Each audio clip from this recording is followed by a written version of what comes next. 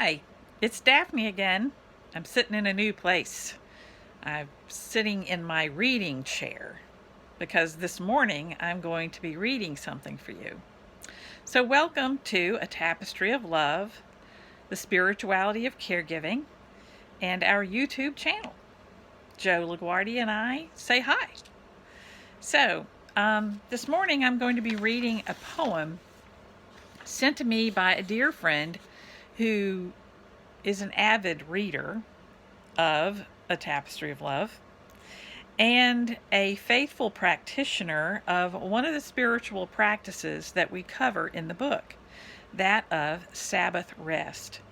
In the note that she sent, along with this poem that I'm going to read, she said how important that Sabbath rest had truly become in her life as a caregiver, and how grateful she was for learning about it and being encouraged to use it. So, Sabbath rest, briefly, is a period of rest, a time when one receives rather than gives. Whether that is simply sitting and reading a book that you like, napping, taking a walk, leisurely walk. It's free from responsibilities, and that's Sabbath. So if you're a caregiver out there, it doesn't have to be a whole day. It can be 10 or 15 minutes, actually. If you can just simply, and I'm going to use the word collapse, but collapse into a chair, because as a caregiver, we all know that sometimes is what happens. Maybe read an article or two, let everything just fall away.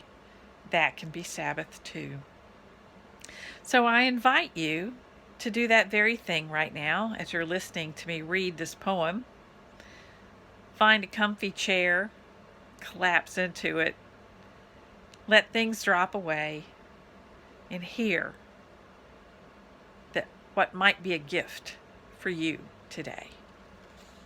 The title of the poem is The Tapestry Weavers. Let us take to our hearts a lesson.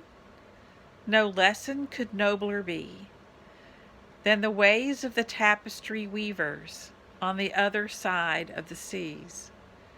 Above their heads their pattern hangs.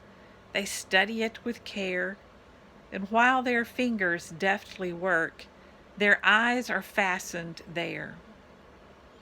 They tell this curious thing of the patient, plodding weaver. He works on the wrong side evermore, but he works for the right side ever. It is only when the weaving stops and the web is loosed and turned that he sees his own handiwork and his marvelous skill is learned. Ah, the sight of its delicate beauty, how it pays him for all it cost. Nor rarer, daintier work than this was ever wrought by the frost. Then his master bringeth him gilded hire, and giveth him praise as well. How happy the heart of the weaver is, no tongue but his can tell. The years of man are the looms of God, let down from their place in the sun, where we are weaving always, till the appointed task is done. Weaving blindly, but weaving surely, each man for himself his fate. We may not see how the right side looks, we can only weave and wait. But, looking above for the pattern, no weaver need have fear.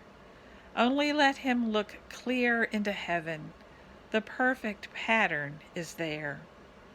If he keeps the face of his master forever and always in sight, his weaving is sure to be right. And at last, when his task is ended, and the web is turned and shown, he shall hear the voice of his master. It shall say unto him, Well done. And the white-winged angels from heaven to bear him thence shall come down. And God, for his wage, shall give him nor coin, but a golden crown. And this lovely poem, we don't know who the author is, but someone set down something that was in their heart. And we're grateful. So,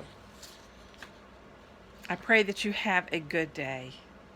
Sheltering in place, being careful, being safe, caring for yourself as much as for anyone else. And that's okay.